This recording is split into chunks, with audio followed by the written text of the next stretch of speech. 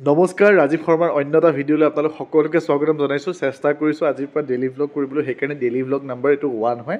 আৰু আজি আমাৰ দোকানখনৰ কৰিব লাগে শুভ আৰম্ভণি। সেইবাবে ৰাতিপুৱাই মোনা চোনা কঢ়িয়াই মই ঢপলিয়াই আহিছোঁ মণ্টুদাৰ পেজলৈ। কিয়নো আহিছোঁ জানে পেজলৈ এইকাৰণে আহিছোঁ, আমি মানে আমাৰ শুভ আৰম্ভণি দিনটোৰ স্মৃতিস্বৰূপে কেইটামান বেজ বনাইছিলোঁ আৰু এটা ষ্টাম্প বনাইছিলোঁ। আৰু বেজটো কোনে বনাই দিছে? মণ্টুদাই বনাই দিছে।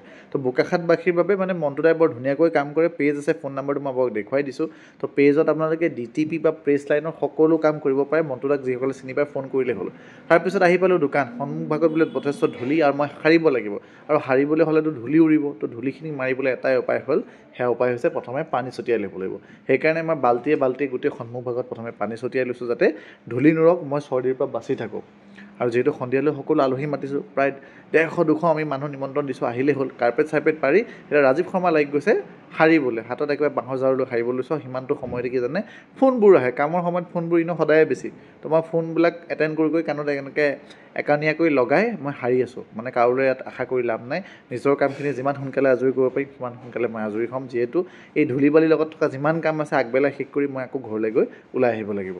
বাহিৰ চোৱাৰ কামটো মই কৰিছোঁ, ভিতৰ চোৱা আশীষে কৰি আছে। আৰু স্বপনদাৰ দায়িত্বত থকা এজন ভাইটিয়ে বৰ সুন্দৰকৈ কাম কৰিছে, আৰু স্বপনদাই বৰ নিজাববীয়াকৈ মানে নিজৰ নিচিনাকৈ অনুষ্ঠানটোত কাম কৰি দিছে দেই, ক'ব লাগিব। তাৰপিছতে দুপৰীয়া ভোক লাগিছে বোলো, মানে বৌয়ে কি বনাইছে, ডিম বনাইছে। আপোনালোকক গাই নাথাকোঁ এতিয়া। তাৰপিছত আমাৰ বৌ আছে, বৌয়ে মানে কি বনাইছে ডিটেইলছ কৈ আছিলে। কিন্তু আটাইতকৈ চেলেঞ্জিং কথাটো কি জানেনে, ঘৰত মানে ডেইলি ভ্লগ কৰিলে কি হয়, বৌয়ে মানে মুখখন উলিয়াবলৈ মানা কৰে। বৌয়ে কয় তুমি কৰা লাগিলে কিন্তু মোক নেদেখাবা, মানে বৌয়ে আৰু নিজক দেখাবলৈ বেয়া পায়। যিয়ে হওক মাইকী মানুহ হয় ন, অকণমান থাকিবই। তাৰপিছতে মোৰ ঘৰলৈ গৈ ওলাই অহালৈকে দেৰি হ'ল। মই অহালৈকে ইতিমধ্যে আমাৰ নিমন্ত্ৰিত যিসকল অতিথি আছে তেওঁলোক আহিলে, বৌ জুস্মি সকলো আছে, এইফালে ভাস্কৰ দাদা সকলোৱে চাই আছে। আৰু প্ৰথম অৱস্থাত আমি যিহেতু 3:30 বজাৰ পৰা সময় দিছিলোঁ, লাহে লাহে মানুহবোৰ আহি আছে। সন্ধিয়ালৈ মানে ভিৰ হ'ব বুলি আমি আশা কৰিছোঁ। আৰু পৰৱৰ্তী সময়ত মন্ত্ৰী মহোদয় আহিব, আমি মন্ত্ৰী মহোদয়কো নিমন্ত্ৰণ জনাইছোঁ। ইয়াত দেখিছে বৰ্তমান মানুহৰ সমাগম হৈছে, লাহে লাহে আৰু লোকাৰণ্য হয় বুলি কৈছে। ইমান মানুহ মতা নাই, 150-200 মানুহ আহিব বুলি আমি আশাবাদী। তাৰপিছত সকলোৱে কিন্তু কিবা এটা হ'লেও লৈ গৈছে বা আশীৰ্বাদ দিছে, মৰম দিছে। আচলতে আৰম্ভণি দিনটোত কিবা লৈ যাব বুলি আপোনালোকক মতা নাই। প্ৰথম দিনটোত আমি চিনাকি হ'বলৈ মাতিছোঁ, জানক যে বোকাখাতত ইউনিক ডেক'ৰেশ্যন নামে এখন দোকান খুলিছে, কি বস্তু পাব। তাৰপিছত সকলো ৰৈ আছে কাৰ বাবে জানেনে? মন্ত্ৰী মহোদয় আহিব। আৰু কিহত ৰৈ আছে? জুইৰ তাপত, ঠাণ্ডাৰ কোবত। আচলতে এইকণে তেওঁলোকক বহুত সকাহ দিছে, আৰু লাগেই দিয়কচোন, জুই অকণ পালে চবেই অকণ শান্তি পায়। আৰু অৱশেষত সেই ক্ষণটো আহিলে, যাৰ বাবে আমি বহু সময়ৰ পৰা অপেক্ষা কৰি আছিলোঁ। আমাৰ মাজত উপস্থিত হৈছেহি অসম চৰকাৰৰ জ্যেষ্ঠ কেবিনেট মন্ত্ৰী, লগতে বোকাখাতৰ মাননীয় বিধায়ক অতুল বৰাদেৱ। আৰু ইমান ব্যস্ততাৰ মাজতো তেওঁ আমাৰ নিমন্ত্ৰণ ৰক্ষা কৰি আমাৰ মাজত অহাৰ বাবে আমি তেওঁৰ ওচৰত সদায় চিৰকৃতজ্ঞ হৈ ৰ'ম। আচলতে আৰম্ভণিৰ দিনত যিসকল মানুহে আমাক আশীৰ্বাদ দিছে, প্ৰত্যেকজন মানুহ আমাৰ বাবে বিশেষ। তাৰপিছত আহি পেলাই দাদাই গোটেই বস্তুখিনি চাইছে, এই ঘোঁৰাটো পচন্দ কৰিছে। আৰু মানিব লাগিব, দাদাই কিন্তু বস্তুখিনি বৰ নীৰৱে চাইছে, ভাল পাইছে। তেওঁ ইমান ঘূৰি ফুৰে, কিন্তু তেওঁ কৈছে যে বস্তুখিনি মোৰ কিন্তু বৰ চকুত লাগিছে। দাদাই বস্তুখিনি চোৱাৰ পাছতে আমি প্ৰয়াস কৰিলোঁ দাদাক অকণমান মৰম যাচিবলৈ। বেছি আনুষ্ঠানিকতা নাই, তথাপিও অসমীয়াৰ স্বাভিমান এখনি গামোচা, লগতে আমি তৈয়াৰ কৰা এটা বেজেৰে দাদাক সম্ভাষণ জনালোঁ আৰু আশীৰ্বাদ ল'লোঁ। তাৰপিছতে যিহেতু দোকানখনৰ আৰম্ভণিৰ দিন, সেয়েহে আমি এটি গণেশ দাদালৈ আগবঢ়ালোঁ যে দাদায়ো আশীৰ্বাদ কৰিব।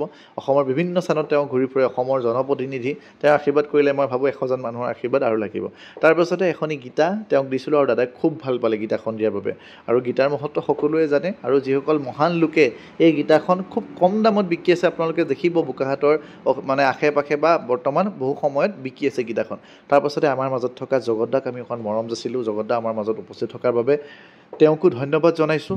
সম্বৰ্ধনা অনুষ্ঠান হৈ গ'ল। দাদাই আমাৰ পৰা কিন্তু সেই ঘোঁৰাখন ল'লে, দেখিছিলে নহয় আৰম্ভণিতে, তাৰপৰা হাতীটো ল'লে আৰু এটা ডাঙৰ ঘড়ী এটা লৈ গৈছে। তাৰপিছত এতিয়া বিদায় দিব লাগে, দেখিছে আমাৰ দোকানৰ সন্মুখত কিমান গাড়ী, মানে ভাল লাগিছে দিয়ক। আৰম্ভণি দিনটোত মানুহৰ সঁহাৰি পাই ভাল লাগিছে। এতিয়া অৱশেষত মই গোটেই দোকানখন দেখাইছোঁ। দুই এপদ বস্তু গ'ল, আশীষদাৰ দেউতাক, বাই সকলো আছে। আমি সকলো বয় বস্তুখিনি সামৰি ভিতৰত ভৰাই দিলোঁ।